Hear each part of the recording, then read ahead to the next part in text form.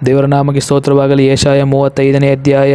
ಅರಣ್ಯವು ಮರುಭೂಮಿಯು ಆನಂದಿಸುವವು, ಒಣನೆಲವು ವರ್ಷಿಸಿ ತಾವರೆಯಂತೆ ಕಳಕಳಿಸುವುದು. ಅದು ಸಮೃದ್ಧಿಯಾಗಿ ಹೂ ಬಿಟ್ಟು ಉತ್ಸಾಹ ಧ್ವನಿ ಮಾಡುವಷ್ಟು ಉಲ್ಲಾಸಿಸುವುದು.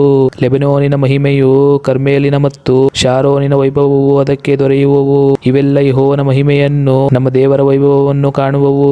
ಜೋಲು ಬಿದ್ದ ಕೈಗಳನ್ನು, ನಡುಗುವ ಮೊಣಕಾಲುಗಳನ್ನು ಬಲಗೊಳಿಸಿರಿ. ಭಯಭ್ರಾಂತ ಹೃದಯರಿಗೆ ಬಲಗೊಳ್ಳಿರಿ, ಹೆದರಬೇಡಿರಿ. ಇಗೋ, ನಿಮ್ಮ ದೇವರು ಮುಯಿ ತೀರಿಸುವುದಕ್ಕೂ ದೈವಿಕ ಪ್ರತಿಫಲವನ್ನು ಕೊಡುವುದಕ್ಕೂ ಬರುತ್ತಾನೆ. ತಾನೇ ಬಂದು ನಿಮ್ಮನ್ನು ರಕ್ಷಿಸುವನು ಎಂದು ಹೇಳಿರಿ. ಆಗ ಕುರುಡರ ಕಣ್ಣು ಕಾಣುವುದು, ಕಿವುಡರ ಕಿವಿ ಕೇಳುವುದು. ಕುಂಟನು ಜಿಂಕೆಯಂತೆ ಹಾರುವನು, ಮೂಕನ ನಾಲಿಗೆಯು ಹರ್ಷಧ್ವನಿಗೈಯುವುದು. ಅರಣ್ಯದಲ್ಲಿ ಒರತೆಗಳು ಒಡೆಯುವವು, ಒಣನೆಲದಲ್ಲಿ ನದಿಗಳು ಹುಟ್ಟಿ ಹರಿಯುವವು. ಬೆಂಗಾಡು ಸರೋವರವಾಗುವುದು, ಒಣನೆಲದಲ್ಲಿ ಬುಗ್ಗೆಗಳುಕ್ಕುವವು. ನರಿಗಳು ಮಲಗುತ್ತಿದ್ದ ಅಕ್ಕೆಯು ಆಪು ಜಂಬುಗಳ ಪ್ರದೇಶವಾಗುವುದು. ಅಲ್ಲಿ ರಾಜಮಾರ್ಗವಿರುವುದು, ಹೌದು, ಹೋಗಿ ಬರುವ ದಾರಿ. ಅದು ಪರಿಶುದ್ಧ ಮಾರ್ಗ ಎನ್ನಿಸಿಕೊಳ್ಳುವುದು. ಯಾವ ಅಶುದ್ಧನು ಅಲ್ಲಿ ನಡೆಯನು, ಅದು ದೇವಜನರಿಗಾಗಿಯೇ ಇರುವುದು. ಅಲ್ಲಿ ಹೋಗುವ ಮೂಢನು ದಾರಿ ತಪ್ಪುವನು. ಸಿಂಹವು ಅಲ್ಲಿರದು, ಕ್ರೂರ ಜಂತು ಅಲ್ಲಿ ಸೇರದು, ಕಾಣುವುದೇ ಇಲ್ಲ. ಬಿಡುಗಡೆಯಾದವರೇ ಅಲ್ಲಿ ನಡೆಯುವರು. ಯೆಹೋವನು ವಿಮೋಚಿಸಿದವರು ಹಿಂದಿರುಗಿ ಶಾಶ್ವತ ಸಂತೋಷವೆಂಬ ಕಿರೀಟವನ್ನು ಧರಿಸಿಕೊಂಡು ಉತ್ಸಾಹ ಧ್ವನಿಯೊಡನೆ ಚೀಯೋನಿಗೆ ಸೇರುವರು. ಹರ್ಷಾನಂದಗಳನ್ನು ಅನುಭವಿಸುವರು. ಮೊರೆಯೂ ಕರಕರೆಯೂ ತೊಲಗಿ ಹೋಗುವುದು. ದೇವರ ನಾಮಕ್ಕೆ ಸ್ತೋತ್ರವಾಗಲಿ. ಯೆಶಾಯ 36ನೇ ಅಧ್ಯಾಯ. ಅರಸನಾದ ಹಿಜ್ಕೀಯನ ಆಳಿಕೆಯ 14ನೇ ವರ್ಷದಲ್ಲಿ ಅಶೂರದ ಅರಸನಾದ ಸನ್ಹೇರೀಬನು ಬಂದು ಯೆಹೂದದ ಪ್ರಾಂತದೊಳಗೆ ಕೋಟೆ ಕೊತ್ತಲುಗಳುಳ್ಳ ಎಲ್ಲಾ ಪಟ್ಟಣಗಳನ್ನು ಸ್ವಾಧೀನ ಮಾಡಿಕೊಂಡನು. ಆಗ ಅಶೂರದ ಅರಸನು ಲಾಕೀಷಿನಿಂದ ಮಹಾಸೈನ್ಯ ಸಹಿತವಾಗಿ ರಬ್ಷಾಕೆ ಎಂಬವನನ್ನು ಯೆರೂಸಲೇಮಿನಲ್ಲಿದ್ದ ಹಿಜ್ಕೀಯನ ಬಳಿಗೆ ಕಳುಹಿಸಿದನು. ಇವನು ಮಡಿವಾಳರ ಹೊಲದ ಮೇಲೆ ಹೋಗುವ ರಾಜಮಾರ್ಗದ ಹತ್ತಿರ ಅಲ್ಲಿನ ಕೆರೆಯ ಕಾಲುವೆಯ ಬಳಿಯಲ್ಲಿ ಪಾಳೆಯ ಮಾಡಿಕೊಂಡನು. ಆಮೇಲೆ ಹಿಲ್ಕೀಯನ ಮಗನೂ ರಾಜಗೃಹಾಧಿಪತಿಯೂ ಆದ ಎಲಿಯಾಕೀಮ್, ಲೇಖಕನಾದ ಶಬ್ನ, ಆಸಾಫನ ಮಗನೂ ಮಂತ್ರಿಯೂ ಆಗಿದ್ದ ಯೋವ ಎಂಬವರು ಬಂದರು. ರಬ್ಷಾಕೆಯು ಅವರಿಗೆ, ನೀವು ಹೋಗಿ ಮಹಾರಾಜನಾದ ಅಶೂರದ ಅರಸನ ಈ ಮಾತುಗಳನ್ನು ಹಿಜ್ಕೀಯನಿಗೆ ತಿಳಿಸಿರಿ. ಈ ನಿನ್ನ ಭರವಸಕ್ಕೆ ಯಾವ ಆಧಾರ ಉಂಟು? ಯುದ್ಧಕ್ಕೆ ಬೇಕಾದ ವಿವೇಕವೂ ಬಲವೂ ಉಂಟು ಎಂಬ ನಿನ್ನ ಮಾತು ಬರೀ ಬಾಯಿ ಮಾತೆ ಎಂದು ನಾನು ಹೇಳಬಲ್ಲೆ. ನೀನು ಯಾರನ್ನು ನಂಬಿಕೊಂಡು ನನಗೆ ವಿರುದ್ಧವಾಗಿ ತಿರುಗಿ ಬಿದ್ದಿದ್ದಿ? ಜಜ್ಜಿದ ದಂಟಿಗೆ ಸಮಾನವಾದ ಐಗುಪ್ತವೆಂಬ ಕೋಲಿನ ಮೇಲೆ ಭರವಸವಿಟ್ಟಿರುತ್ತೀಯಷ್ಟೇ. ಒಬ್ಬನು ಅಂತ ಕೋಲನ್ನು ಊರಿಕೊಳ್ಳುವುದಾದರೆ ಅದು ಅವನ ಕೈಯನ್ನು ತಿವಿದು ಒಳಗೆ ಹೋಗುತ್ತದೆ. ಐಗುಪ್ತರ ಅರಸನಾದ ಫರೋಹನಲ್ಲಿ ಭರವಸವಿಟ್ಟವರಿಗೆ ಅದೇ ಗತಿಯಾಗುವುದು. ಒಂದು ವೇಳೆ ನೀನು ನಮ್ಮ ದೇವರಾದ ಯೆಹೋವನನ್ನು ನಂಬಿಕೊಂಡಿದ್ದೇವೆಂದು ಹೇಳಬಹುದು. ಹಿಜ್ಕೀಯನು ಇದೇ ಯಜ್ಞವೇದಿಯ ಮುಂದೆ ಆರಾಧನೆ ಮಾಡಬೇಕೆಂಬುದಾಗಿ ಯೆಹೂದ್ಯರಿಗೂ ಯೆರೂಸಲೇಮಿನವರಿಗೂ ಆಜ್ಞಾಪಿಸಿ ಆ ಯೆಹೋವನ ಪೂಜಾ ಸ್ಥಳಗಳನ್ನು ಬೇರೆ ಎಲ್ಲ ಯಜ್ಞವೇದಿಗಳನ್ನು ಹಾಳು ಮಾಡಿದ್ದಾನಲ್ಲ. ನನ್ನ ಒಡೆಯನಾದ ಅಶೂರದ ಅರಸನೊಂದಿಗೆ ಪಂಥ ಹಾಕುವುದಕ್ಕೆ ನಿನಗೆ ಮನಸ್ಸುಂಟೋ? ಹಾಗಾದರೆ ಅವನು ನಿನಗೆ 2,000 ಕುದುರೆಗಳನ್ನು ಕೊಡುತ್ತಾನೆ. ನೀನು ಅಷ್ಟು ಮಂದಿ ಸವಾರರನ್ನು ಅವುಗಳ ಮೇಲೆ ಕುಳ್ಳಿರಿಸುವಿಯೋ? ಇದು ನಿನಗೆ ಅಸಾಧ್ಯವಾಗುವುದಾದರೆ ನನ್ನ ಒಡೆಯನ ಸೇನಾಪತಿಗಳಲ್ಲಿ ಅತ್ಯಲ್ಪನಾದರೂ ಸೋಲಿಸುವುದು ಹೇಗೆ? ರಥಾಶ್ವಬಲಗಳಿಗಾಗಿ ಐಗುಪ್ತರನ್ನು ನಂಬಿರುತ್ತಿ ಎಂದು ಕಾಣುತ್ತದೆ. ಈ ದೇಶವನ್ನು ಹಾಳು ಮಾಡುವುದಕ್ಕೆ ಯೆಹೋವನ ಚಿತ್ತವಿಲ್ಲದೆ ಬಂದೇನೆಂದು ನೆನೆಸುತ್ತೀಯೋ? ಇಲ್ಲಿಗೆ ಬಂದು ಇದನ್ನು ಹಾಳು ಮಾಡಿಬಿಡು ಎಂದು ಯೆಹೋವನೇ ನನಗೆ ಆಜ್ಞಾಪಿಸಿದನು ಎನ್ನುವ ಅರಸನ ಮಾತುಗಳನ್ನು ತಿಳಿಸಿರಿ ಎಂದು ಹೇಳಿದನು. ಆಗ ಎಲಿಯಾಕೀಮ್, ಶೆಬ್ನ, ಯೋವ ಎಂಬವರು ರಬ್ಷಾಕೆಗೆ, ನೀನು ಮಾತಾಡುವುದು ಪೌಳಿಗೋಡೆಯ ಮೇಲಿರುವವರಿಗೆ ಕೇಳಿಸುತ್ತದೆ. ಆದುದರಿಂದ ದಯವಿಟ್ಟು ನಿನ್ನ ಸೇವಕರಾದ ನಮ್ಮೊಡನೆ ಆರಾಮ್ಯ ಭಾಷೆಯಲ್ಲಿ ಮಾತಾಡು, ಅದು ನಮಗೆ ತಿಳಿಯುತ್ತದೆ. ಆದರೆ ಯೂದಾಯ ಭಾಷೆಯಲ್ಲಿ ಮಾತಾಡಬೇಡ ಎಂದು ಹೇಳಿದರು. ಅದಕ್ಕೆ ರಬ್ಷಾಕೆಯು, ನನ್ನ ಯಜಮಾನನು ನಿಮ್ಮ ಸಂಗಡವಾಗಲಿ ನಿನ್ನ ಒಡೆಯನ ಸಂಗಡವಾಗಲಿ ಮಾತಾಡಬೇಕೆಂದು ನನ್ನನ್ನು ಕಳುಹಿಸಲಿಲ್ಲ. ಈ ಗೋಡೆಯ ಮೇಲೆ ಕೂತಿರುವ ಜನರ ಸಂಗಡ ಮಾತಾಡುವುದಕ್ಕೋಸ್ಕರ ಕಳುಹಿಸಿದ್ದಾನೆ. ಅವರು ನನಗೆ ವಿರುದ್ಧವಾಗಿ ನಿಂತರೆ ನಿಮ್ಮೊಡನೆ ಸ್ವಂತ ಮಲವನ್ನು ತಿಂದು ಸ್ವಂತ ಮೂತ್ರವನ್ನು ಕುಡಿಯಬೇಕಾಗುವುದು ಎಂದು ಉತ್ತರ ಕೊಟ್ಟು ಎದ್ದು ಗೋಡೆಯ ಮೇಲೆ ನಿಂತವರಿಗೆ ಯೂದಾಯ ಭಾಷೆಯಲ್ಲಿ ಅಶೂರದ ಮಹಾರಾಜನ ಮಾತನ್ನು ಕೇಳಿರಿ. ಇವನು ನಿಮಗೆ, ಹಿಜ್ಕೀಯನಿಂದ ಮೋಸ ಹೋಗಬೇಡಿರಿ, ಅವನು ನಿಮ್ಮನ್ನು ಬಿಡಿಸಲಾರನು. ಹಿಜ್ಕೀಯನು ನಿಮಗೆ, ಯೆಹೋವನನ್ನು ನಂಬಿರಿ, ಆತನು ನಮ್ಮನ್ನು ಹೇಗೂ ರಕ್ಷಿಸುವನು. ಈ ಪಟ್ಟಣವು ಅಶೂರದ ಅರಸನ ವಶವಾಗುವುದಿಲ್ಲ ಎಂಬುದಾಗಿ ಹೇಳಿದರೆ ಅವನಿಗೆ ಕಿವಿಗೊಡಬೇಡಿರಿ, ಒಪ್ಪಬೇಡಿರಿ. ಅಶೂರದ ಅರಸನಾದ ನನ್ನ ಮಾತನ್ನು ಕೇಳಿರಿ. ನನ್ನೊಡನೆ ಒಡಂಬಡಿಕೆ ಮಾಡಿಕೊಂಡು ನನ್ನ ಆಶ್ರಯದಲ್ಲಿ ಸೇರಿರಿ. ನಿಮ್ಮಲ್ಲಿ ಪ್ರತಿಯೊಬ್ಬನು ತನ್ನ ಅಂಜೂರದ ಮರ, ದ್ರಾಕ್ಷಾಲತೆ ಇವುಗಳ ಹಣ್ಣುಗಳನ್ನು ತಿಂದು ತನ್ನ ಬಾವಿಯ ನೀರನ್ನು ಕುಡಿಯುವನು. ಸ್ವಲ್ಪ ಕಾಲವಾದ ನಂತರ ನಾನು ಬಂದು ನಿಮ್ಮನ್ನು ಧಾನ್ಯ, ದ್ರಾಕ್ಷಿ, ದ್ರಾಕ್ಷಾರಸ, ಆಹಾರ, ದ್ರಾಕ್ಷಿಯ ತೋಟ ಇವು ಸಮೃದ್ಧಿಯಾಗಿರುವ ನಿಮ್ಮ ದೇಶಕ್ಕೆ ಸಮಾನವಾದ ಇನ್ನೊಂದು ದೇಶಕ್ಕೆ ಕರಕೊಂಡು ಹೋಗುವೆನು. ಯೆಹೋವನು ನಮ್ಮನ್ನು ರಕ್ಷಿಸುವನು ಎಂಬ ನಂಬಿಕೆಯನ್ನು ಹಿಜ್ಕೀಯನು ನಿಮ್ಮಲ್ಲಿ ಹುಟ್ಟಿಸಾನು. ನೋಡಿಕೊಳ್ಳಿರಿ, ಯಾವ ಜನಾಂಗದ ದೇವತೆಯು ತನ್ನ ದೇಶವನ್ನು ಅಶೂರದ ಅರಸನ ಕೈಗೆ ಸಿಕ್ಕದಂತೆ ಕಾಪಾಡಿತು. ಹಾಮಾತ್, ಆಫ್ರಾದ್, ಸೆಫರ್ವಾಯಿಮ್ ಎಂಬ ಪಟ್ಟಣಗಳ ದೇವತೆಗಳೇನಾದವು? ಅವು ಸಮಾರ್ಯವನ್ನು ನನ್ನ ಕೈಗೆ ತಪ್ಪಿಸಿದವೋ? ಯಾವ ಜನಾಂಗದ ದೇವತೆಯಾದರೂ ತನ್ನ ದೇಶವನ್ನು ನನ್ನ ಕೈಯಿಂದ ಬಿಡಿಸಲಾರದೆ ಹೋದ ಮೇಲೆ ಯೆಹೋವನು ಯೆರೂಸಲೇಮನ್ನು ನನ್ನ ಕೈಗೆ ತಪ್ಪಿಸಿ ಕಾಪಾಡುವನೋ ಅನ್ನುತ್ತಾನೆ ಎಂದು ಹೇಳಿದನು. ಆ ಸೇನಾಪತಿಗಳಿಗೆ ಯಾವ ಉತ್ತರವನ್ನು ಕೊಡಬಾರದೆಂದು ಅರಸನು ತನ್ನ ಪ್ರಜೆಗಳಿಗೆ ಆಜ್ಞಾಪಿಸಿದ್ದರಿಂದ ಅವರು ಸುಮ್ಮನಿದ್ದರು, ಏನೂ ಅನ್ನಲಿಲ್ಲ. ಹಿಲ್ಕೀಯನ ಮಗನೂ ರಾಜಗೃಹಾಧಿಪತಿಯೂ ಆಗಿದ್ದ ಎಲಿಯಾಕೀಮ್, ಲೇಖಕನಾದ ಶೆಬ್ನ, ಆಸಾಫನ ಮಗನೂ ಮಂತ್ರಿಯೂ ಆಗಿದ್ದ ಯೋವ ಎಂಬವರು ತಮ್ಮ ಬಟ್ಟೆಗಳನ್ನು ಹರಿದುಕೊಂಡು ಅರಸನಾದ ಹಿಜ್ಕೀಯನ ಬಳಿಗೆ ಬಂದು ಅವನಿಗೆ ರಬ್ಷಾಕೆಯ ಮಾತುಗಳನ್ನು ತಿಳಿಸಿದರು. ದೇವರ ನಾಮಕ್ಕೆ ಸ್ತೋತ್ರವಾಗಲಿ. ಯೆಶಾಯ 37ನೇ ಅಧ್ಯಾಯ. ಆಗ ಹಿಜ್ಕೀಯನು ಬಟ್ಟೆಗಳನ್ನು ಹರಿದುಕೊಂಡು ಗೋಣಿತಟ್ಟನ್ನು ಕಟ್ಟಿಕೊಂಡು ಯೆಹೋವನ ಆಲಯಕ್ಕೆ ಹೋದನು. ಇದಲ್ಲದೆ ಅವನು ರಾಜಗೃಹಾಧಿಪತಿಯಾದ ಎಲಿಯಾಕೀಮ್, ಲೇಖಕನಾದ ಶೆಬ್ನ, ವೃದ್ಧ ಯಾಜಕರು ಇವರನ್ನು ಕರೆಸಿ, ನೀವು ಗೋಣಿತಟ್ಟನ್ನು ಕಟ್ಟಿಕೊಂಡು ಆಮೋಚನ ಮಗನೂ ಪ್ರವಾದಿಯೂ ಆಗಿರುವ ಯೆಶಾಯನ ಬಳಿಗೆ ಹೋಗಿ ಹೀಗೆ ಹೇಳಿರಿ ಎಂದು ಆಜ್ಞಾಪಿಸಿದನು. ಅವರು ಅದರಂತೆ ಯೆಶಾಯನ ಬಳಿಯಲ್ಲಿ, ಈ ದಿವಸದಲ್ಲಿ ನಮಗೆ ಮಹಾ ಕಷ್ಟವೂ ಶಿಕ್ಷೆಯೂ ನಿಂದೆಯೂ ಸಂಭವಿಸಿರುತ್ತವೆ. ಹೆರಿಗೆಯ ಕಾಲ ಬಂದದೆ, ಆದರೆ ಹೆರುವುದಕ್ಕೆ ಬಲ ಸಾಲದು. ನಿನ್ನ ದೇವರಾದ ಯೆಹೋವನು ಅಶೂರದ ಅರಸನಿಂದ ಕಳುಹಿಸಲ್ಪಟ್ಟ ರಬ್ಷಾಕೆಯ ನಿಂದಾವಾಕ್ಯಗಳನ್ನು ಕೇಳಿರುವನು. ಅವನು ತಾನು ಯಜಮಾನನ ಹೆಸರಿನಲ್ಲಿ ಜೀವಸ್ವರೂಪನಾದ ದೇವರನ್ನು ದೂಷಿಸಿದ್ದರಿಂದ ಆತನು ಅವನಿಗೆ ಮುಯಿ ತೀರಿಸಾನು. ಆದ್ದರಿಂದ ಉಳಿದಿರುವ ಸ್ವಲ್ಪ ಜನರಿಗೋಸ್ಕರ ಆತನನ್ನು ಪ್ರಾರ್ಥಿಸು ಎಂಬುದಾಗಿ ಹಿಜ್ಕೀಯನು ಅನ್ನುತ್ತಾನೆ ಎಂದು ಹೇಳಿದರು. ಯೆಶಾಯನು ಅರಸನಾದ ಹಿಜ್ಕೀಯನ ಕಡೆಯಿಂದ ತನ್ನ ಬಳಿಗೆ ಬಂದ ಸೇವಕರಿಗೆ, ಅಶೂರದ ಅರಸನ ಸೇವಕರು ನನ್ನನ್ನು ದೂಷಿಸಿದ ಮಾತುಗಳನ್ನು ಕೇಳಿದಿ. ಅವುಗಳಿಗೆ ನೀನು ಹೆದರಬೇಡ. ಇಗೋ, ನಾನು ಅವನ ಮೇಲೆ ಭಯದ ಆತ್ಮವನ್ನು ಬರಮಾಡುವೆನು. ಅವನು ಒಂದು ಸುದ್ದಿಯನ್ನು ಕೇಳಿ ತಿರುಗಿಕೊಂಡು ಸ್ವದೇಶಕ್ಕೆ ಹೋಗಿ ಅಲ್ಲಿ ಕತ್ತಿಯಿಂದ ಬೀಳುವಂತೆ ಮಾಡುವೆನು ಎಂಬಿ ಯೆಹೋವನ ಮಾತನ್ನು ನಿಮ್ಮ ಯಜಮಾನನಿಗೆ ಹೇಳಿರಿ ಎಂಬುದಾಗಿ ಉತ್ತರ ಕೊಟ್ಟನು. ರಬ್ಷಾಕೆಯು ಹಿಂದಿರುಗಿ ಹೋಗುವಾಗ ದಾರಿಯಲ್ಲಿ ಅಶೂರದ ಅರಸನು ಲಾಕೀಷನ್ನು ಬಿಟ್ಟು ಹೋದಾನೆಂಬ ವರ್ತಮಾನ ಕೇಳಿ ಲಿಬ್ನಾಕ್ಕೆ ಹೋಗಿ ಅಲ್ಲಿ ಅವನನ್ನು ಕಂಡನು. ಆಗ ಅವನು ಆ ಪಟ್ಟಣಕ್ಕೆ ವಿರುದ್ಧವಾಗಿ ಯುದ್ಧ ಮಾಡುತ್ತಾ ಇದ್ದನು. ಅಷ್ಟರಲ್ಲಿ ಕೂಷಿನ ಅರಸನಾದ ತಿರ್ಹಾಕನು ತನಗೆ ವಿರುದ್ಧವಾಗಿ ಹೊರಟಿದ್ದಾನೆಂಬ ಸುದ್ದಿಯನ್ನು ಅಶೂರದ ಅರಸನು ಕೇಳಿ, ಹಿಜ್ಕೀಯನೇ, ನೀನು ನಂಬುವ ದೇವರು ಯೆರೂಸಲೇಮು ಅಶೂರದ ಅರಸನಿಗೆ ವಶವಾಗುವುದಿಲ್ಲವೆಂದು ಹೇಳಿ ನಿನ್ನನ್ನು ಮೋಸಗೊಳಿಸಾನು. ಅಶೂರದ ಅರಸನು ಎಲ್ಲಾ ರಾಜ್ಯಗಳನ್ನು ಸಂಪೂರ್ಣವಾಗಿ ನಾಶ ಮಾಡಿದ್ದಾರೆಂದು ಕೇಳಿದ್ದೀಯಲ್ಲ. ಹೀಗಿದ್ದ ಮೇಲೆ ನೀನು ಉಳಿಯುವೆಯೋ? ನನ್ನ ತಂದೆ ತಾಯಂದಿರು ಗೋಜಾನ್, ಕಾರಾನ್, ರೆಚೆಫ್ ಎಂಬ ಪಟ್ಟಣಗಳ ಜನರನ್ನು, ತೆಲಾಸಾರ್ ಪ್ರಾಂತದಲ್ಲಿರುವ ಎದೀನ ಜನರನ್ನು ನಾಶ ಮಾಡುವುದಕ್ಕೆ ಹೋದಾಗ ಅವರ ದೇವತೆಗಳು ಅವರನ್ನು ಕಾಪಾಡಿದವೋ? ಹಾಮಾತ್, ಆಫ್ರಾದ್, ಸೆಫರ್ವಾಯಿಮ್, ಹೇನಾ, ಯುವ್ವ ಎಂಬ ಪಟ್ಟಣಗಳ ಅರಸರು ಏನಾದರೂ ಎಂಬಿ ನನ್ನ ಮಾತನ್ನು ಯೆಹೂದದ ಅರಸನಾದ ಹಿಜ್ಕೀಯನಿಗೆ ಹೇಳಿರಿ ಎಂಬುದಾಗಿ ದೂತರನ್ನು ಹಿಜ್ಕೀಯನ ಬಳಿಗೆ ಕಳುಹಿಸಿದನು. ಹಿಜ್ಕೀಯನು ಆ ದೂತರು ತಂದ ಪತ್ರವನ್ನು ಓದಿದ ನಂತರ ಯೆಹೋವನ ಆಲಯಕ್ಕೆ ಹೋಗಿ ಅದನ್ನು ಯೆಹೋವನ ಮುಂದೆ ತೆರೆದಿಟ್ಟು ಆತನಿಗೆ, ಕೆರೂಬಿಗಳ ಮೇಲೆ ಆಸೀನನಾಗಿರುವ ಆತನೇ, ಇಸ್ರಾಯೇಲ್ ದೇವರೇ, ಸೇನಾಧೀಶ್ವರನಾದ ಯೆಹೋವನೇ, ಎಲ್ಲಾ ಭೂರಾಜ್ಯಗಳನ್ನು ಆಳುವ ದೇವರು ನೀನೊಬ್ಬನೇ. ಪರಲೋಕ ಭೂಲೋಕಗಳನ್ನು ಉಂಟು ಮಾಡಿದವನು ನೀನೇ. ಯೆಹೋವನೇ, ಕಿವಿಗೊಟ್ಟು ಕೇಳು. ಯೆಹೋವನೇ, ಕಣ್ಣಿಟ್ಟು ನೋಡು. ಸನೇರಿಬನು ಜೀವಸ್ವರೂಪ ದೇವರಾದ ನಿನ್ನನ್ನು ನಿಂದಿಸುವುದಕ್ಕೋಸ್ಕರ ಹೇಳಿ ಕಳುಹಿಸಿದ ಮಾತುಗಳನ್ನೆಲ್ಲ ಮನಸ್ಸಿಗೆ ತಂದುಕೋ. ಯೆಹೋವನೇ, ಅಶೂರದ ಅರಸನು ಸಕಲ ಜನಾಂಗಗಳನ್ನು, ಅವರ ದೇಶಗಳನ್ನು ಹಾಳು ಮಾಡಿ ಅವರ ದೇವತೆಗಳನ್ನು ಬೆಂಕಿಯಲ್ಲಿ ಹಾಕಿದ್ದು ನಿಜ. ಅವು ದೇವತೆಗಳಲ್ಲ, ಮನುಷ್ಯರು ಕೆತ್ತಿದ ಕಲ್ಲು ಮರಗಳ ಬೊಂಬೆಗಳಷ್ಟೇ.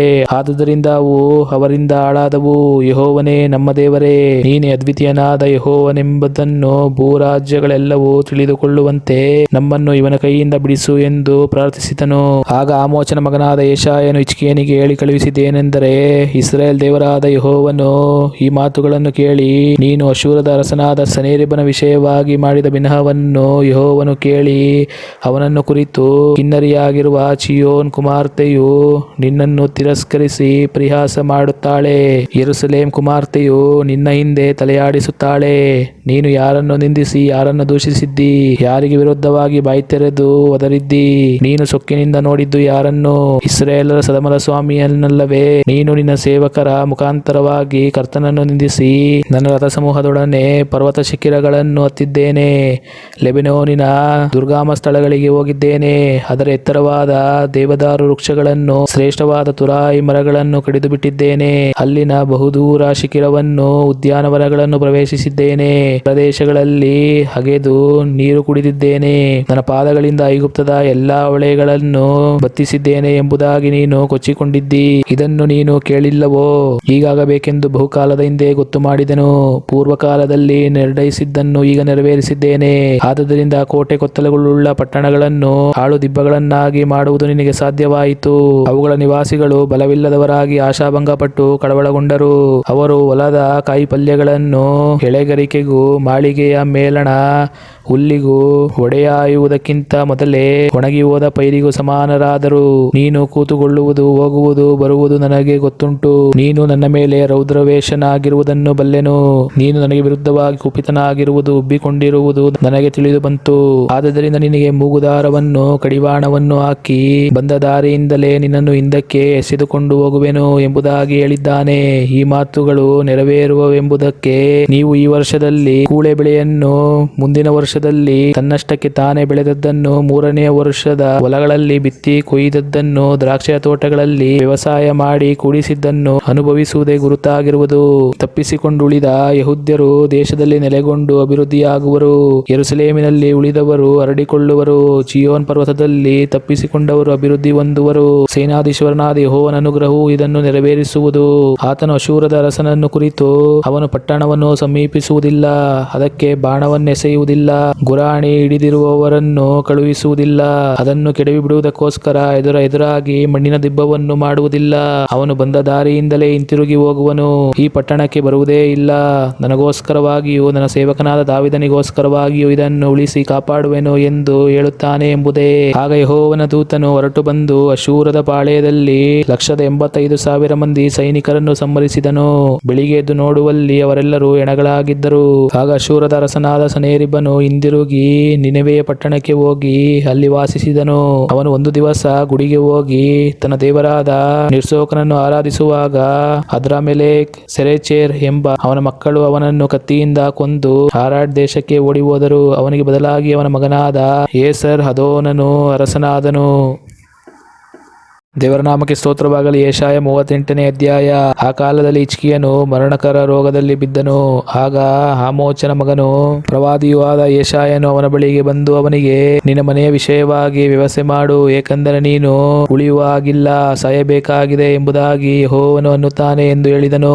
ಇದನ್ನು ಕೇಳಿದೊಡನೆ ಹಿಜ್ಕೀಯನು ಮೊರೆಯನ್ನು ಗೋಡೆಯ ಕಡೆಗೆ ತಿರುಗಿಸಿ, ಯೆಹೋವನೇ, ನಾನು ನಂಬಿಗಸ್ತನಾಗಿಯೂ ಯಥಾರ್ಥ ಚಿತ್ತನಾಗಿಯೂ ನಿನಗೆ ನಡೆದುಕೊಂಡು ನಿನ್ನ ದೃಷ್ಟಿಯಲ್ಲಿ ಒಳ್ಳೆಯವನಾಗಿದ್ದದ್ದನ್ನು ನೆನಪು ಮಾಡಿಕೋ ಎಂದು ಪ್ರಾರ್ಥಿಸಿ ಬಹಳವಾಗಿ ಅತ್ತನು. ಆಗ ಯೆಹೋವನು ಯೆಶಾಯನಿಗೆ, ನೀನು ಹೋಗಿ ನನ್ನ ಪ್ರಜೆಗಳ ಪ್ರಭುವಾಗಿರುವ ಹಿಜ್ಕೀಯನಿಗೆ, ನಾನು ನಿನ್ನ ಪ್ರಾರ್ಥನೆಯನ್ನು ಕೇಳಿದ್ದೇನೆ, ನಿನ್ನ ಕಣ್ಣೀರನ್ನು ನೋಡಿದ್ದೇನೆ, ನಿನ್ನ ಆಯುಷ್ಯಕ್ಕೆ 15 ವರ್ಷ ಕೂಡಿಸುತ್ತೇನೆ, ನಿನ್ನನ್ನು ಈ ಪಟ್ಟಣವನ್ನು ಅಶೂರದ ಅರಸನ ಕೈಗೆ ಸಿಕ್ಕದಂತೆ ತಪ್ಪಿಸುವೆನು, ಈ ಪಟ್ಟಣವನ್ನು ಉಳಿಸಿ ಕಾಪಾಡುವೆನು, ಯೆಹೋವನು ನುಡಿದದ್ದನ್ನು ನೆರವೇರಿಸುವನು ಎಂಬುದಕ್ಕೆ ಒಂದು ಗುರುತನ್ನು ಕಾಣುವಿ.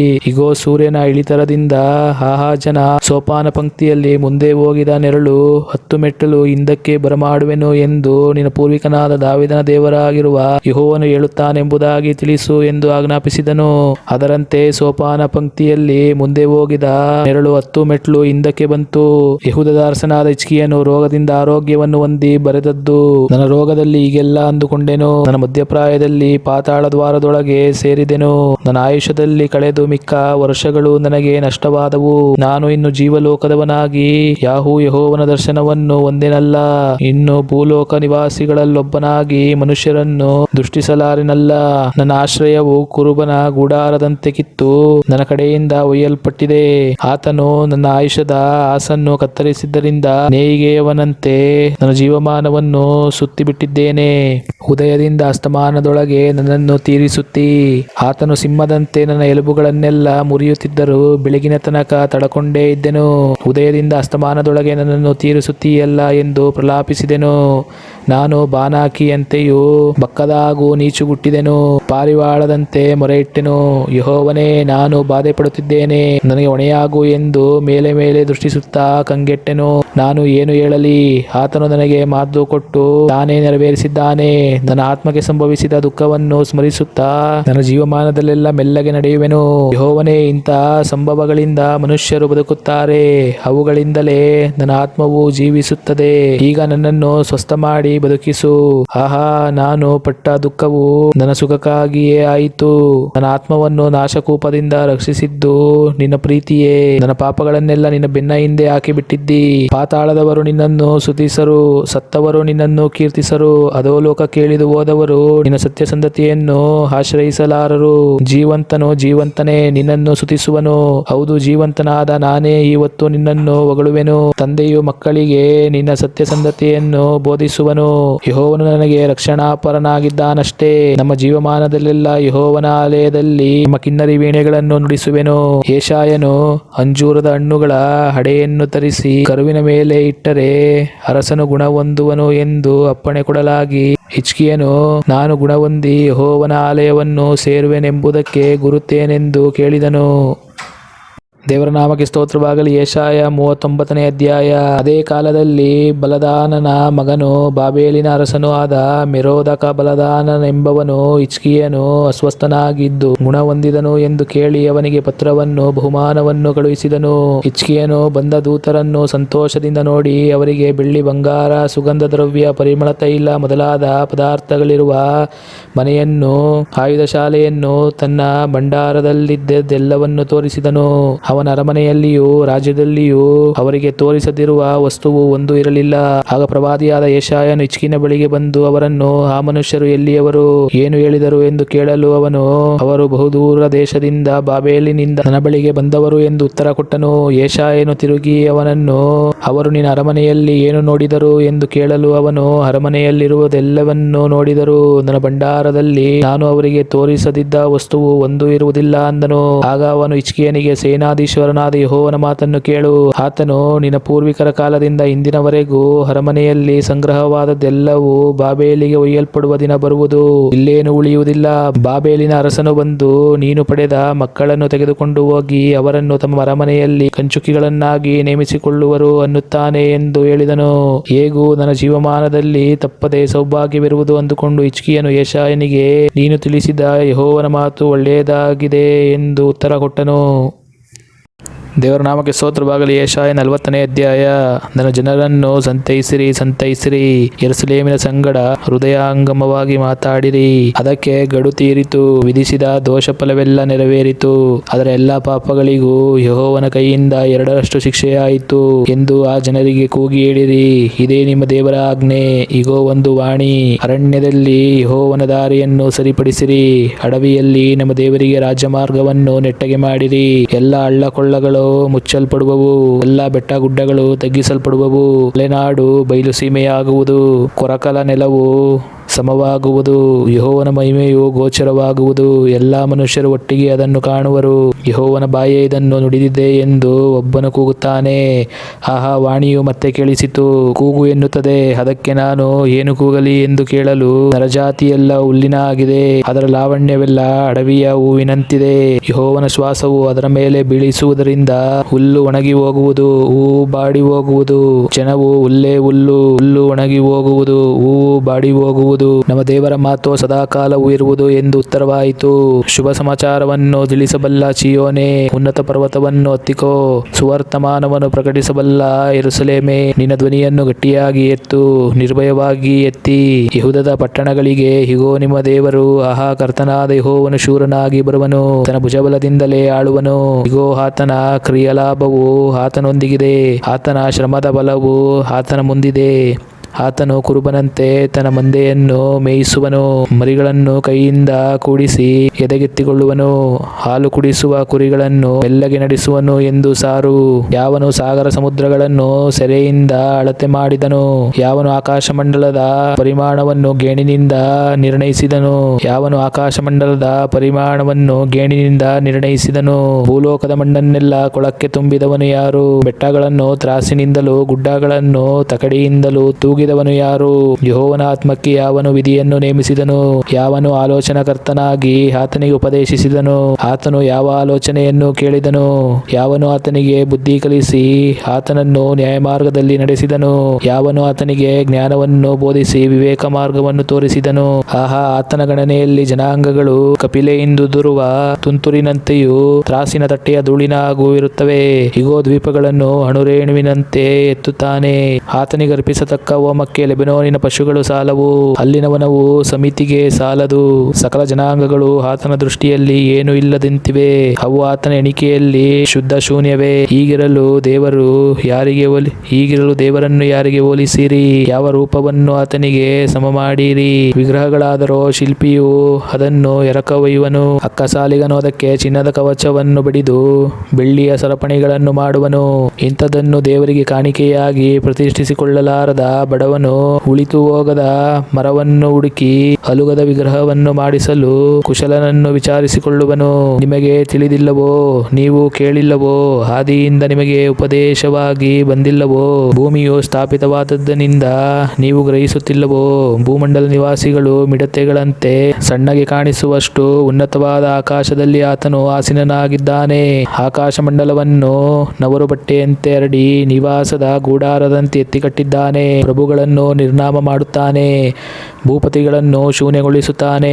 ಇವರು ನೆಡಲ್ಪಟ್ಟ ಕೂಡಲೇ ಬಿತ್ತಲ್ಪಟ್ಟ ಕ್ಷಣವೇ ಇವರ ಸಂತಾನವು ಭೂಮಿಯಲ್ಲಿ ಬೇರೂರಿದಾಗಲೇ ಆತನ ಶ್ವಾಸದಿಂದ ಬಾಡುವರು. ಬಿರುಗಾಳಿಯು ಇವರನ್ನು ಒಣಹುಲ್ಲಿನಂತೆ ಬಡಿದುಕೊಂಡು ಹೋಗುವುದು. ಹೀಗಿರಲು ನನ್ನನ್ನು ಯಾರಿಗೆ ಹೋಲಿಸಿ ಸರಿಸಮಾನ ಮಾಡುತ್ತೀರಿ ಎಂದು ಸದಮಲ ಸ್ವಾಮಿಯು ಕೇಳುತ್ತಾನೆ. ನಿಮ್ಮ ಕಣ್ಣುಗಳನ್ನು ಮೇಲಕ್ಕೆತ್ತಿಕೊಂಡು ನೋಡಿರಿ. ಈ ನಕ್ಷತ್ರಗಳನ್ನು ಸೃಷ್ಟಿಸಿದಾತನು ಯಾರು? ಈ ಸೈನ್ಯವನ್ನು ಲೆಕ್ಕಕ್ಕೆ ಸರಿಯಾಗಿ ಮುಂದರಿಸುತ್ತಾನಲ್ಲ, ಎಲ್ಲವನ್ನು ಹೆಸರೆತ್ತಿ ಕರೆಯುತ್ತಾನೆ. ಆತನು ಅತಿ ಬಲಾಢ್ಯನೂ ಮಹಾಶಕ್ತನೂ ಆಗಿರುವುದರಿಂದ ಅವುಗಳೊಳಗೆ ಒಂದು ಕಡಿಮೆಯಾಗದು. ಯಾಕೋಬೇ, ಇಸ್ರಾಯೇಲೇ, ನನ್ನ ಮಾರ್ಗವು ಯೆಹೋವನಿಗೆ ಮರೆಯಾಗಿದೆ. ನಿನಗೆ ಸಿಕ್ಕಬೇಕಾದ ನ್ಯಾಯವು ನನ್ನ ದೇವರ ಲಕ್ಷ್ಯಕ್ಕೆ ಬಿದ್ದಿಲ್ಲವಲ್ಲ ಎಂದು ಏಕೆ ಅಂದುಕೊಳ್ಳುತ್ತೀ? ನೀನು ಗ್ರಹಿಸಲಿಲ್ಲವೋ? ಕೇಳಲಿಲ್ಲವೋ? ಯೆಹೋವನು ನಿರಂತರ ದೇವರು, ಭೂಮಿಯ ಕಟ್ಟಕಡೆಗಳನ್ನು ನಿರ್ಮಿಸಿದವನೂ ಆಗಿದ್ದಾನೆ. ಆತನು ದಣಿದು ಬಳಲುವುದಿಲ್ಲ, ಆತನ ವಿವೇಕವು ಪರಿಶೋಧನೆಗೆ ಅಗಮ್ಯ. ಸೋತವನಿಗೆ ತ್ರಾಣವನ್ನು ಅನುಗ್ರಹಿಸಿ ನಿರ್ಬಲನಿಗೆ ಬಹುಬಲವನ್ನು ದಯಪಾಲಿಸುತ್ತಾನೆ. ಯುವಕರು ದಣಿದು ಬಳಲುವರು, ತರುಣರು ಸೊರಗಿ ಮುಗರಿಸುವರು. ಯೆಹೋವನನ್ನು ನಿರೀಕ್ಷಿಸುವವರು ಹೊಸ ಬಲವನ್ನು ಹೊಂದುವರು. ಹದ್ದುಗಳಂತೆ ರೆಕ್ಕೆಗಳನ್ನು ಚಾಚಿಕೊಂಡು ಏರುವರು, ಓಡಿ ದಣಿಯರು, ನಡೆದು ಬಳಲರು. ದೇವರ ನಾಮಕ್ಕೆ ಸ್ತೋತ್ರವಾಗಲಿ. ಯೆಶಾಯ 41ನೇ ಅಧ್ಯಾಯ. ದ್ವೀಪ ನಿವಾಸಿಗಳೇ, ನನ್ನ ಕಡೆಗೆ ತಿರುಗಿ ಮೌನದಿಂದಿರ್ರಿ. ಜನಾಂಗಗಳು ಎಷ್ಟಾದರೂ ತಮ್ಮನ್ನು ಬಲಪಡಿಸಿಕೊಳ್ಳಲಿ, ಸಮೀಪಕ್ಕೆ ಬಂದು ಮಾತಾಡಲಿ. ನ್ಯಾಯಸ್ಥಾನಕ್ಕೆ ಒಟ್ಟಿಗೆ ಹೋಗುವ ಮೂಡಲಲ್ಲಿ ಒಬ್ಬನನ್ನು ಎಬ್ಬಿಸಿ ನ್ಯಾಯದ ಸಂಕಲ್ಪಾನುಸಾರವಾಗಿ ತನ್ನ ಪಾದ ಸನ್ನಿಧಿಗೆ ಕರೆದು ಜನಾಂಗಗಳನ್ನು ಅವನ ವಶಕ್ಕೆ ಕೊಟ್ಟು ಅವನನ್ನು ರಾಜರ ಮೇಲೆ ಆಳಗುಡಿಸಿ ಅವರ ಕತ್ತಿಯನ್ನು ಧೂಳನ್ನಾಗಿಯೂ ಬಿಲ್ಲನ್ನು ಗಾಳಿ ಬಡಕೊಂಡು ಹೋಗುವ ಒಣಹುಲ್ಲನ್ನಾಗಿಯೂ ಮಾಡಿ ಅವನು ಅವರನ್ನು ಹಿಂದಟ್ಟುತ್ತಾ ತಾನು ಎಂದು ಹೆಜ್ಜೆ ಇಡದ ಮಾರ್ಗದಲ್ಲಿ ಸುರಕ್ಷಿತವಾಗಿ ಮುಂದೆ ಹಾದು ಹೋಗುವಂತೆ ಗೈದವನು ಯಾರು? ಇದನ್ನೆಲ್ಲ ನಡೆಯಿಸಿ ನೆರವೇರಿಸಿದವನು ಯಾರು? ಆದಿಯಿಂದ ಈಗಿನವರೆಗೂ ತಲತಲಾಂತರಗಳನ್ನು ಬರಮಾಡುವವನಾದ ಯೆಹೋವನೆಂಬ ನಾನೇ. ಹೌದು, ಆದಿಪುರುಷನು ಅಂತ್ಯಕಾಲದವರ ಸಂಗಡಿಗನೂ ಆಗಿರುವ ನಾನೊಬ್ಬನೇ. ದ್ವೀಪ ನಿವಾಸಿಗಳು ಕಂಡು ಬೆರಗಾದರು, ಭೂಮಿಯ ಕಟ್ಟಕಡೆಯವರು ನಡುಗಿದರು. ಎಲ್ಲರೂ ನೆರೆದು ಬಂದರು, ಒಬ್ಬರಿಗೊಬ್ಬರು ಸಹಾಯ ಮಾಡಿದರು. ಒಬ್ಬರಿಗೊಬ್ಬನು ಧೈರ್ಯವಾಗಿರು ಎಂದು ಹೇಳಿದನು. ಬೇಸಿಗೆ ಚೆನ್ನಾಗಿದೆ ಎಂದು ಹೇಳಿ ಶಿಲ್ಪಿಯು ಎರಕದವನನ್ನು ಸುತ್ತಿಗೆಯಿಂದ ಸಮತಟ್ಟುವವನು ಅಡಿಗಲ್ಲಿನ ಮೇಲೆ ಕಟ್ಟುವವನನ್ನು ಪ್ರೋತ್ಸಾಹಗೊಳಿಸಿದರು. ವಿಗ್ರಹವನ್ನು ಅಲುಗದಂತೆ ಮೊಳೆಗಳಿಂದ ಬಿಗಿದರು. ನನ್ನ ಸೇವಕನಾದ ಇಸ್ರಾಯೇಲೇ, ನಾನು ಹಾದುಕೊಂಡ ಯಾಕೋಬೇ, ನನ್ನ ಸ್ನೇಹಿತನಾದ ಅಬ್ರಹಾಮನ ಸಂತತಿಯೇ, ನಾನು ಭೂಮಿಯ ಕಟ್ಟಕಡೆಯಲ್ಲಿ ಹಿಡಿದು ದಿಗಂತಗಳಿಂದ ಕರೆದ ಜನವೇ, ನೀನು ನನ್ನ ಸೇವಕನು, ನಾನು ನಿನ್ನನ್ನು ಆರಿಸಿಕೊಂಡೆನು, ತಳ್ಳಲಿಲ್ಲ ಎಂದು ನಾನೇ ಹೇಳಿ ಸಂಬೋಧಿಸಿದ ಪ್ರಜೆಯೇ, ನೀನಂತೂ ಹೆದರಬೇಡ, ನಾನೇ ನಿನ್ನೊಂದಿಗಿದ್ದೇನೆ. ದಿಗ್ಭ್ರಮೆಗೊಳ್ಳದಿರು, ನಾನೇ ನಿನ್ನ ದೇವರು, ನಾನು ನಿನ್ನನ್ನು ಬಲಪಡಿಸುತ್ತೇನೆ. ಹೌದು, ನಿನಗೆ ಸಹಾಯ ಕೊಡುತ್ತೇನೆ. ನನ್ನ ಧರ್ಮದ ಬಲಗೈಯನ್ನು ನಿನಗೆ ಆಧಾರ ಮಾಡುತ್ತೇನೆ. ಆಹಾ, ನಿನ್ನ ಮೇಲೆ ಕಿಡಿಕಿಡಿಯಾದವರು ಆಶಾಭಂಗಪಟ್ಟು ಅವಮಾನ ಹೊಂದುವರು. ನಿನ್ನ ಸಂಗಡ ವ್ಯಾಜ್ಯವಾಡಿದವರು ನಾಶವಾಗಿ ಇಲ್ಲದೆ ಹೋಗುವರು. ನಿನ್ನೊಡನೆ ಹೋರಾಡಿದವರನ್ನು ಹುಡುಕಿದರು, ಅವರು ನಿನಗೆ ಕಾಣಿಸರು. ನಿನಗೆ ವಿರುದ್ಧವಾಗಿ ಯುದ್ಧ ಮಾಡಿದವರು ಇಲ್ಲದೆ ಹೋಗಿ ನಿರ್ನಾಮವಾಗುವರು. ಭಯಪಡಬೇಡ, ನಾನೇ ನಿನಗೆ ಸಹಾಯ ಮಾಡುತ್ತೇನೆ ಎಂದು ನಿನಗೆ ಹೇಳುವ ನಿನ್ನ ದೇವರಾದ ಯೆಹೋವನೆಂಬ ನಾನೇ ನಿನ್ನ ಕೈ ಹಿಡಿಯುತ್ತೇನಲ್ಲ. ಕ್ರಿಮಿಪ್ರಾಯವಾದ ಯಾಕೋಬೇ, ಇಸ್ರಾಯೇಲ್ ಜನವೇ, ಭಯಪಡಬೇಡ. ನಾನು ನಿನಗೆ ಸಹಾಯಕನು, ಇಸ್ರಾಯೇಲಿನ ಸದಮಲ ಸ್ವಾಮಿಯು ನಿನಗೆ ವಿಮೋಚಕನು ಎಂದು ಯೆಹೋವನು ಅನ್ನುತ್ತಾನೆ. ಇಗೋ, ನಾನು ನಿನಗೆ ಮಸೆದ ಮೊನೆಹಲ್ಲಿನ ಹೊಸ ಅಂತಿಕುಂಟೆಯನ್ನಾಗಿ ಮಾಡಿದ್ದೇನೆ. ನೀನು ಬೆಟ್ಟಗಳನ್ನು ಒಕ್ಕುತ್ತಾ ಪುಡಿಪುಡಿಗೈದು ಗುಡ್ಡಗಳನ್ನು ಒಟ್ಟು ಮಾಡುವಿ. ನೀನು ತೂರಲು ಅವುಗಳನ್ನು ಗಾಳಿಯು ಬಡಕೊಂಡು ಹೋಗುವುದು, ಬಿರುಗಾಳಿಯು ಚೆಲ್ಲಾಪಿಲ್ಲಿ ಮಾಡುವುದು. ನೀನಂತೂ ಯೆಹೋವನಲ್ಲಿ ಆನಂದಿಸು, ಇಸ್ರಾಯೇಲಿನ ಸದಮಲ ಸ್ವಾಮಿಯಲ್ಲಿ ಹೆಚ್ಚಳಪಡುವಿ. ಬಾಯಾರಿ ನಾಲಿಗೆ ಒಣಗಿ ನೀರನ್ನು ಹುಡುಕಿ ಹೊಂದದ ದಿನದರಿದ್ರರಿಗೆ ಯೆಹೋವನೆಂಬ ನಾನು ಪ್ರಸನ್ನನಾಗುವೆನು. ಇಸ್ರಾಯೇಲಿನ ದೇವರಾದ ನಾನು ಅವರನ್ನು ಕೈಬಿಡೆನು. ಬೋಳುಗುಡ್ಡಗಳಲ್ಲಿ ನದಿಗಳನ್ನು, ತಗ್ಗುಗಳಲ್ಲಿ ಹೊರತೆಗಳನ್ನು ಹೊರಡಿಸಿ ಅರಣ್ಯವನ್ನು ಕೆರೆಯನ್ನಾಗಿಯೂ ಮರುಭೂಮಿಯನ್ನು ಬುಗ್ಗೆಗಳನ್ನಾಗಿಯೂ ಮಾಡುವೆನು. ದೇವದಾರು, ಕಸ್ತೂರಿ ಜಾಲಿ, ಸುಗಂಧ ಒಲಿವ ಮರಗಳನ್ನು ಅಡವಿಯಲ್ಲಿ ನೆಡುವೆನು. ತುರಾಯಿ, ತಪಾಸಿ, ತಿಲಕ ವೃಕ್ಷಗಳನ್ನು ಅರಣ್ಯದಲ್ಲಿ ತೋಪಾಗಿ ಬೆಳೆಸುವೆನು. ಆಗ ಯೆಹೋವನ ಹಸ್ತವು ಇದನ್ನು ಮಾಡಿದೆ, ಹೌದು, ಇಸ್ರಾಯೇಲಿನ ಸದಮಲ ಸ್ವಾಮಿಯೇ ಸೃಷ್ಟಿಸಿದ್ದಾನೆ ಎಂದು ಎಲ್ಲರೂ ಕಂಡು ತಿಳಿದು ಮನಮುಟ್ಟಿ ಗ್ರಹಿಸಿಕೊಳ್ಳುವರು. ಯಾಕೋಬನ ಅರಸನಾದ ಯೆಹೋವನು ಹೀಗನ್ನುತ್ತಾನೆ, ನಿಮ್ಮ ವ್ಯಾಜ್ಯವು ಈಚೆಗೆ ಬರಲಿ, ನಿಮ್ಮ ಬಲವಾದ ನ್ಯಾಯಗಳನ್ನು ತೋರ್ಪಡಿಸಿರಿ. ತಮ್ಮ ನ್ಯಾಯಗಳನ್ನು ಮುಂದಕ್ಕೆ ತರಲಿ, ಭವಿಷ್ಯತ್ತನ್ನು ನಿಮಗೆ ತಿಳಿಸಲಿ, ನಡೆದ ಸಂಗತಿಗಳ ವಿಷಯವನ್ನು ಸೂಚಿಸಿರಿ.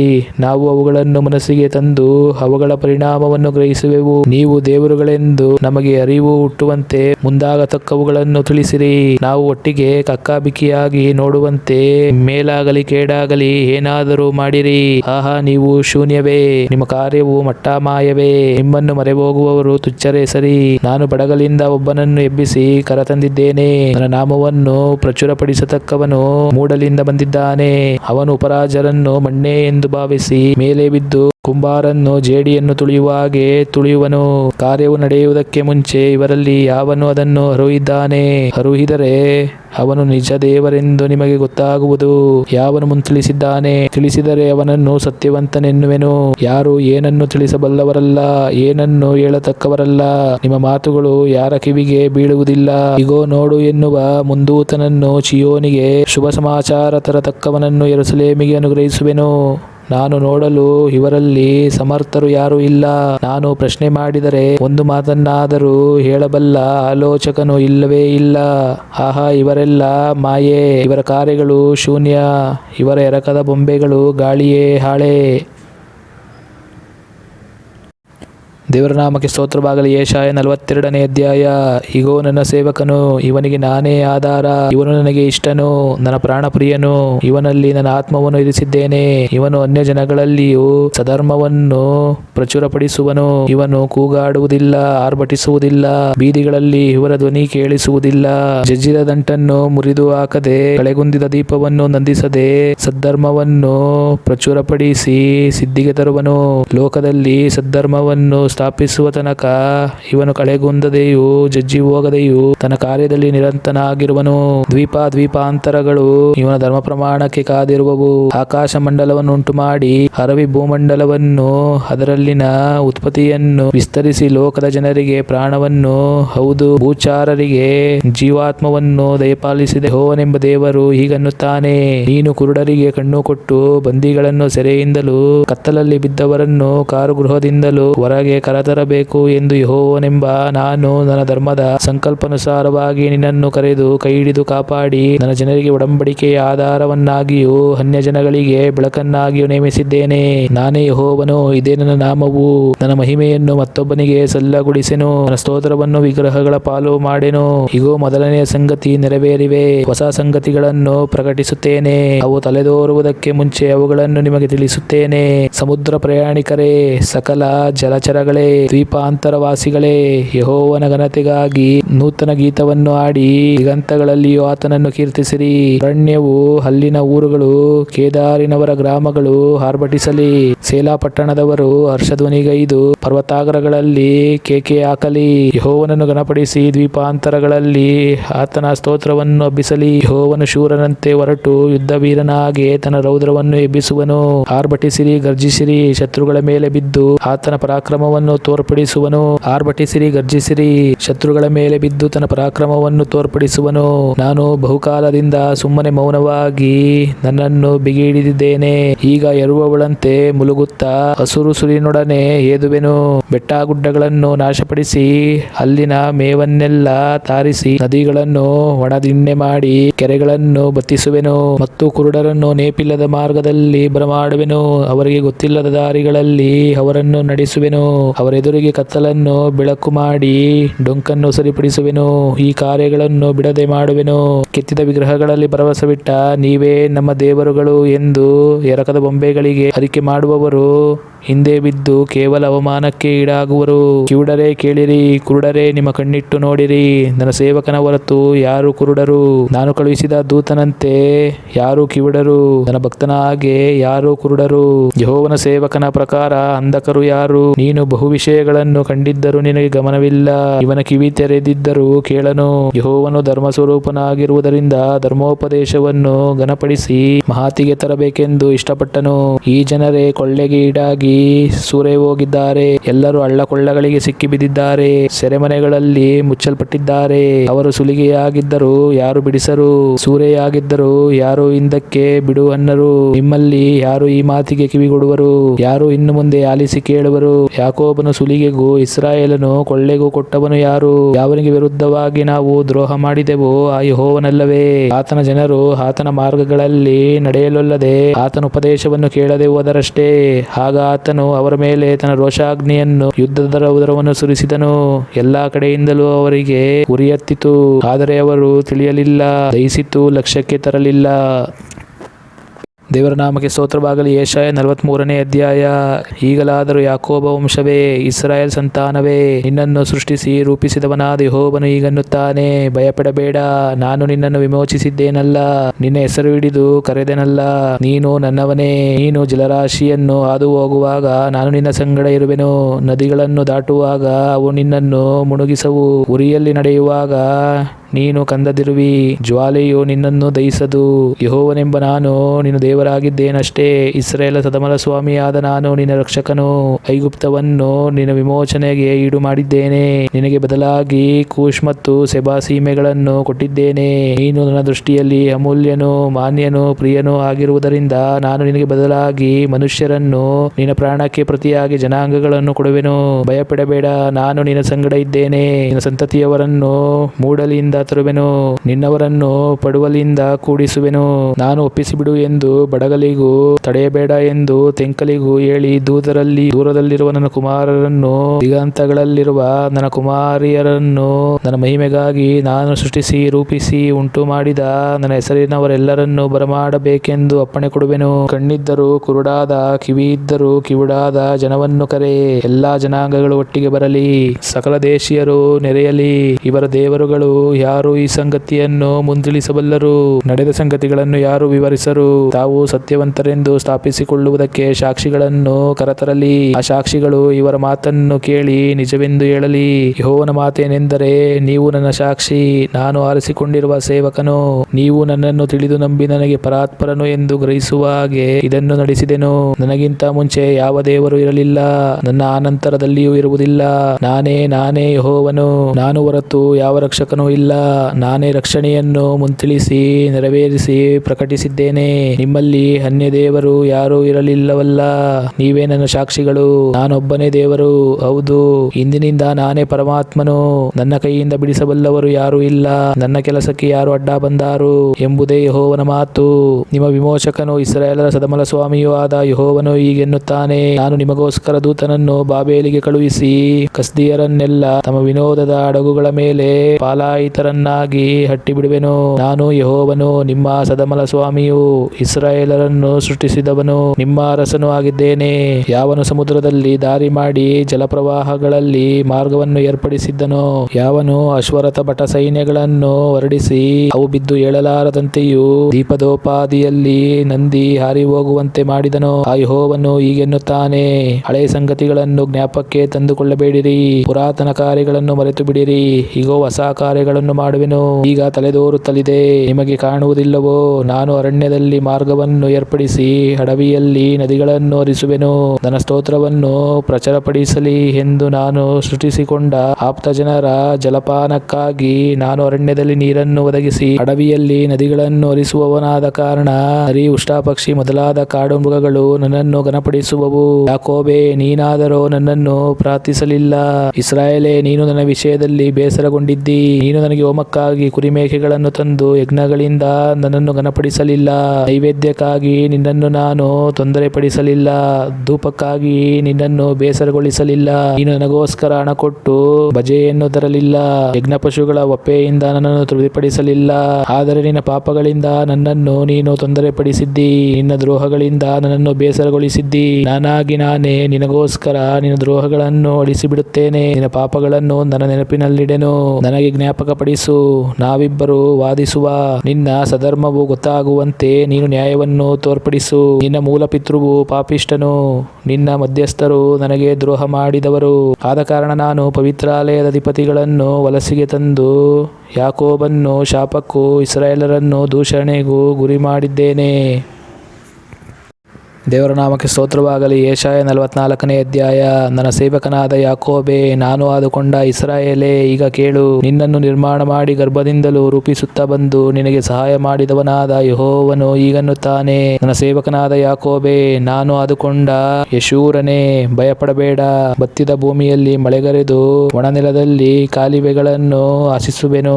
ನಿನ್ನ ಸಂತಾನದವರಲ್ಲಿ ನನ್ನ ಆತ್ಮವನ್ನು, ನಿನ್ನ ಸಂತತಿಯವರ ಮೇಲೆ ನನ್ನ ಆಶೀರ್ವಾದವನ್ನು ಸುರಿಸುವೆನು. ನೀರಿನ ಕಾಲುವೆಗಳ ಬಳಿಯಲ್ಲಿ ಹಸಿರು ಹುಲ್ಲಿನ ನಡುವೆ ಬೆಳೆಯುವ ನೀರಾವಂಜಿಗಳಂತೆ ವೃದ್ಧಿಯಾಗುವರು. ಅನ್ಯಜನರಲ್ಲಿ ಒಬ್ಬನು ನಾನು ಯೆಹೋವನ ಭಕ್ತನು ಎಂದು ಹೇಳಿಕೊಳ್ಳುವನು. ಇನ್ನೊಬ್ಬನು ಯಾಕೋಬನು ಎನ್ನಿಸಿಕೊಳ್ಳುವನು. ಮತ್ತೊಬ್ಬನು ತನ್ನ ಕೈಯ ಮೇಲೆ ಯೆಹೋವನ ದಾಸನು ಎಂದು ಬರೆದುಕೊಂಡು ಇಸ್ರಾಯೇಲನೆಂಬ ಬಿರುದನ್ನು ಧರಿಸಿಕೊಳ್ಳುವನು. ಇಸ್ರಾಯೇಲರ ಅರಸನು ವಿಮೋಚಕನೂ ಆಗಿರುವ ಸೇನಾಧೀಶ್ವರನಾದ ಯೆಹೋವನು ಹೀಗನ್ನುತ್ತಾನೆ. ನಾನೇ ಆದಿ, ಅಂತ್ಯವೂ ನಾನೇ. ನನ್ನ ಹೊರತು ಯಾವ ದೇವರೂ ಇಲ್ಲ. ನಾನು ಪುರಾತನದವರನ್ನು ಸೃಷ್ಟಿಸಿದನಿಂದ ನನ್ನ ಹಾಗೆ ಯಾರು ಪ್ರಕಟಿಸಿಕೊಂಡಿದ್ದಾರೆ? ಅಂಥವರಿದ್ದರೆ ನನ್ನ ಎದುರಿಗೆ ಹೇಳಿ ಸ್ಥಾಪಿಸಲಿ. ಇಲ್ಲವೇ ಮುಂದಿನವುಗಳನ್ನು ಈಗ ತಿಳಿಸಲಿ. ಭವಿಷ್ಯತ್ತುಗಳನ್ನು ಹೇಳಲಿ. ಹೆದರಬೇಡಿರಿ, ಅಂಜದಿರಿ. ನಾನು ಪೂರ್ವದಿಂದಲೂ ನಿಮಗೆ ಹೇಳಿ ಪ್ರಕಟಿಸಿಕೊಂಡಿದ್ದೇನಷ್ಟೇ. ನೀವೇ ನನ್ನ ಸಾಕ್ಷಿಗಳು. ನಾನಲ್ಲದೆ ಇನ್ನೊಬ್ಬ ದೇವರಿದ್ದಾನೋ? ಇನ್ನು ಯಾವ ಶರಣನೂ ಇಲ್ಲ. ಯಾರೂ ನನಗೆ ಗೊತ್ತಿಲ್ಲ. ವಿಗ್ರಹ ಕೆತ್ತುವವರೆಲ್ಲ ಮಠಮಾಯವೇ. ಅವರ ಇಷ್ಟದ ಬೊಂಬೆಗಳು ಯಾತಕ್ಕೂ ಬಾರವು. ಬೊಂಬೆಗಳ ಪಕ್ಷದ ಸಾಕ್ಷಿಗಾರರು ನೋಡುವವರಲ್ಲ, ಗ್ರಹಿಸುವವರಲ್ಲ, ನಾಚಿಕೆಗೆ ಗುರಿಯಾಗುವರು. ದೇವತೆಯನ್ನು ರೂಪಿಸುವವರು, ವ್ಯರ್ಥ ವಿಗ್ರಹಗಳನ್ನು ಎರಕವೊಯ್ಯುವವರು ಎಂಥವರು? ವಿಗ್ರಹ ಶರಣರೆಲ್ಲ ಆಶಾಭಂಗ ಪಡುವರು. ಅದನ್ನು ಕೆತ್ತಿದವರು ಮನುಷ್ಯ ಮಾತ್ರದವರೇ. ಅವರೆಲ್ಲರೂ ಕೂಡಿ ನಿಲ್ಲಲಿ. ಒಟ್ಟಿಗೆ ಹೆದರಿಕೊಂಡು ಲಜ್ಜೆ ಪಡುವರು. ಕುಮಾರನು ಮುಟ್ಟನ್ನು ತೆಗೆದುಕೊಂಡು ಕೆಂಡದಲ್ಲಿ ಕೆಲಸ ಮಾಡುವ ಚಮಟಿಕೆಗಳಿಂದ ಬಡಿದು ತೋಳಿನ ಬಲದಿಂದ ವಿಗ್ರಹವನ್ನು ರೂಪಿಸುವನು. ಅವನು ಹಸಿದು ಬಳಲುವನು, ನೀರಿಲ್ಲದೆ ಕಂಗೆಡುವನು. ಬಡಗಿಯು ಮರಕ್ಕೆ ನೂಲು ಹಾಕಿ ಮಳೆಯಿಂದ ಗೆರೆ ಎಳೆದು ಉಳಿಬಾಚಿಗಳಿಂದ ಕೆತ್ತಿ ಕೈವಾರದಿಂದ ಗುರುತಿಸಿ ಅದು ಮನೆಯಲ್ಲಿ ವಾಸಿಸತಕ್ಕದ್ದಲ್ಲದೆಂದು ಮನುಷ್ಯರ ಆಹಾರಕ್ಕೆ ತಂದು ನರನ ಅಂದದಂತೆ ರೂಪಿಸುವನು. ಅವನು ತನ್ನ ಕೆಲಸಕ್ಕಾಗಿ ದೇವದಾರುಗಳನ್ನು ಕಡಿಯುವನು. ತುರಾಯಿ, ಅಲ್ಲೋನ್ ಮರಗಳನ್ನು ತೆಗೆದುಕೊಳ್ಳುವನು.